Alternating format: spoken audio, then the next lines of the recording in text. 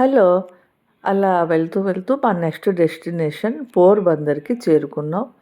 మీ అందరూ చిన్నప్పుడు చదివే ఉంటారు. మన జాతిపిత మహాత్మా గాంధీ పుట్టిన ఊరు. ఇది అతను పుట్టిన ఇల్లు. చాలా పాతది. చాలా జాగ్రత్తగా ప్రిజర్వ్ చేశారు. చూడండి, ఇక్కడ గ్రంథాలయం ఉంది. చిన్న మ్యూజియంలా కూడా ఉంది.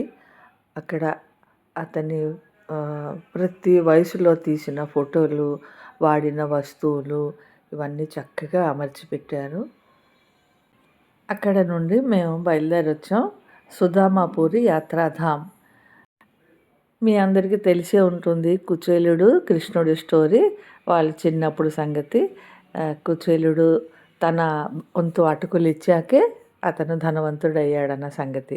ఇది చూడండి, ఒక నుయ్యి కోసం చేసిన దారి. కాలభైరవ స్వామి దర్శించాం.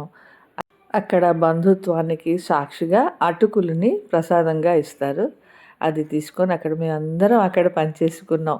మా ఫ్రెండ్షిప్ కలకాలం అలా ఉండాలని. అక్కడి నుండి రిటర్న్ హోటల్‌కి వచ్చేసాం. హోటల్ టెమిజ్ చాలా బాగుంది ఆ హోటల్ కూడా. రేపు ఇంటీరియర్ వ్యూ మీకు చూపిస్తాను. ఆ తర్వాత రేపు మోస్ట్ అవైటెడ్ జర్నీ జ్యోతిర్లింగ సోమనాథ్‌కి బయలుదేరుతాం.